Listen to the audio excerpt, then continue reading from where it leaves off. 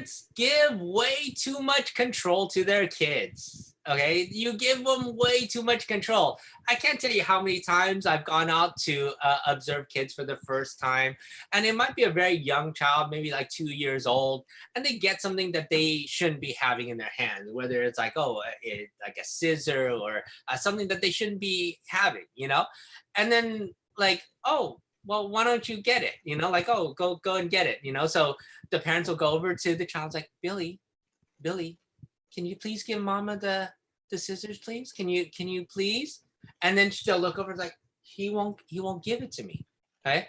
He's a 2-year-old. Take it out of his hands. Leads us to our next point, which is then parents get into power struggles when they shouldn't be in power struggles. So mom would go over to Billy and like, okay, Billy, time to take that away from you. And then instead of just taking it out of their hands, mom will be like, no, okay, come on, Billy, you got to give it up. You got to give it to me. Okay. And they engage in this power struggle when all they need is like take it out of their hands. So now that gets us to our last point in terms of like, oh, what parents tend to do in terms of their mistakes. Okay. The thing is that, and this is more geared for parents that have been receiving treatment for a period of time, you know, and we're able to work on behaviors. We get those behaviors down. Parents have been good about implementing interventions and things like that. And then invariably what happens with almost all parents that we work with is that suddenly the behaviors come back up. And then when we look into why they came back up, we can see it in how parents follow through. So like, oh, parents in the beginning, like, oh, my child's hitting. So, okay, this is the consequence we decided. And they get really good and consistent. Oh, every time they do it, they lose their iPad for the day, or they lose this, or they lose that, or some additional consequence. We give them more work to do or things like that. So parents get really good and stringent about doing that. And so we see the behavior go away. And then when the behavior is gone for a period of time, we have parents that have this behavior pop back up, and they're like, oh, he's been doing so good for so long. I don't really want to take it away from you. And then they let the behavior slide. And instead of consequating it, they ignore it, you know, and they let it and they reinforce it. And slowly over time, those behaviors come back. Okay.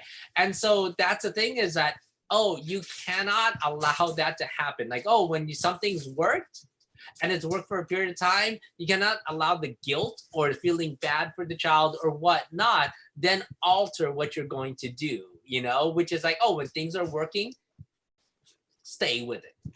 A lot of parents might listen to all of these kind of like, oh, the problems that you make. And then you kind of like, oh my God, I can't believe I've done all this stuff, you know, and like, blame themselves for information that they didn't know or understand in the past. Okay, that's not the point of this. Okay, the point of this is to get you to understand like, oh, what are the common mistakes that everybody makes, every parent makes. Okay, and then now that you know about this information, what are the things that you can do to change some of it? To understand like, okay, well, how did we get to this point in time, you know, like, oh, I've done a lot of, you know, things. Now I can look back and I can see like, oh, okay, this is some of the things that I might have done wrong with this child. And the thing is that one, don't blame yourself for it, because those are common mistakes. Everybody makes those mistakes. Okay. Two, you as a parent are trying to get through the day. And there's a lot of things that sometimes we just like, oh, I just like today's been a rough day and we just need to get past today. Okay. And so, you know, what happens like, oh, I know when I'm driving home, if I make a right here, my child's going to throw a big protest. So I'm going to make a left instead. And that left, even though it takes me a lot longer time to get home, or it's a lot more problematic route, it'll keep my child from crying. Okay. But what you don't realize is that all those small things that you do to kind of get through the day just to survive to the next day, they compound on each other. So it's not just that. It's just that, oh, you know what? They're going to scream and cry if I don't just give them even a piece of cookie right now. So I'll just learn to do that. Oh, in this instance, if I do this, they'll protest. And day over day, these small things, these small concessions that you do for your child start to make it so that the child controls your environment. Oh, should we go out? Well, I don't know. It depends on the child's behaviors, you know? Oh, should we go here? Should we go there? Then it all becomes controlled by the child. And our job here is to get you to identify all of those things that lead you to this point in time and to start to unravel, undo all of those things so that then you can have a happier, healthier family life. It's as though you're not going to be able to get rid of all of this in one day. You're not going to be able to get rid of it in 1 week. You're not going to be able to get it maybe even in a month, okay? Because the thing is that, oh, the child has learned and has trained everybody in their environment to behave with them in a particular way. And in essence, the child is the king of that household. Because like, oh, our schedule is really dependent on this child. Whether we can go out to a specific restaurant or to a particular place, well, it depends on the child, okay? And everything about your life is gonna be about depending on the child's mood or their situation or like whatever it is, okay? And basing it on all that, with the king does not want to give up any power. No king wants to give up power, right? So you have to realize is that, oh, as you kind of work through these kind of things, your child's gonna fight you tooth and nail because they do not want to give up the power that they hold. You need to be patient. You need to understand that it's gonna take some time to undo the current situation. But what you really need to do is establish consistency. Right? Consistency will get you to your destination. And I can tell you from all the parents that I've worked with, it's worth it. Those battles that you fight are going to be worthwhile battles. They're not going to be fun. They're not going to be something you look forward to. They're going to be incredibly time consuming and draining and all of those kind of things. But I can guarantee you, if you stick with it and you give it time, your child's future is better for it. Your whole family life will be better for it. How can we guarantee that you're going to be successful? All right, like, well, planning. Planning is a big part. Okay, what we find is a lot of parents aren't great about planning. So they'll go into a situation like, okay, we'll just handle the behavior. And then the child does something unexpected. And they're like, oh, I don't know what to do. And then they're panicking because now we're in public. I don't know how to handle. I just need this child quiet. And so they end up doing the wrong thing to just get the child to quiet down. Okay? As opposed to like, oh, you know what?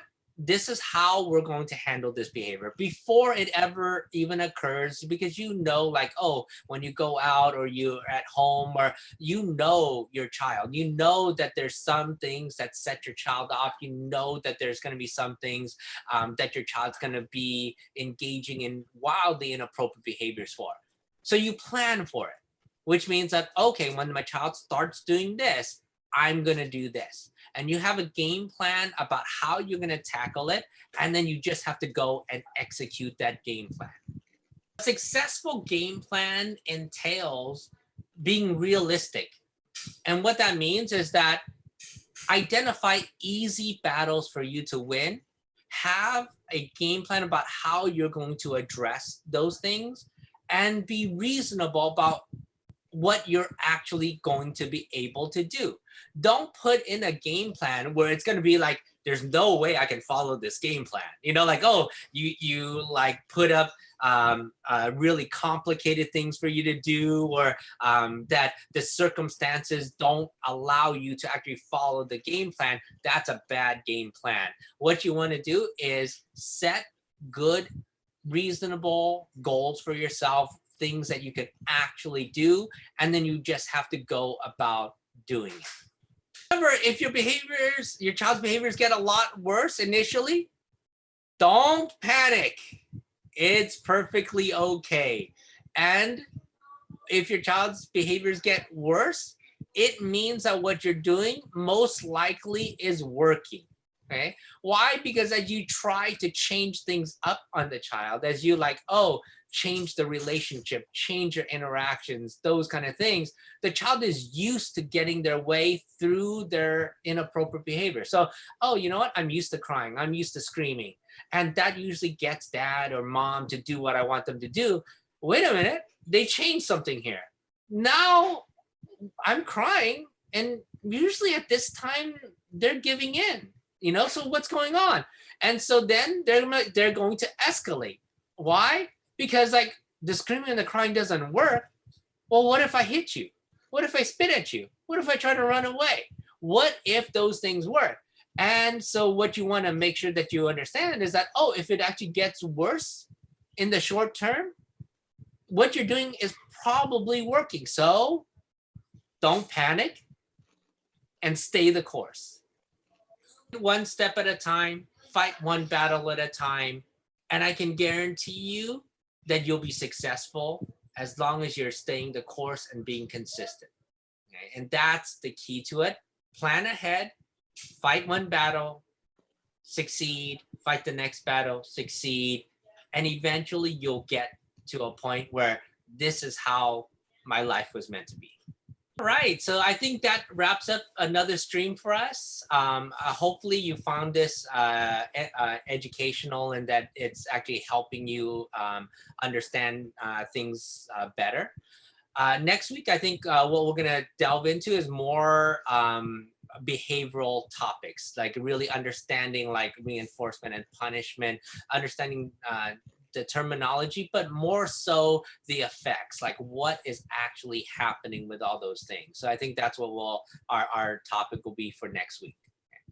Now, like I said, we're still learning as we go. So all your feedback is greatly appreciated.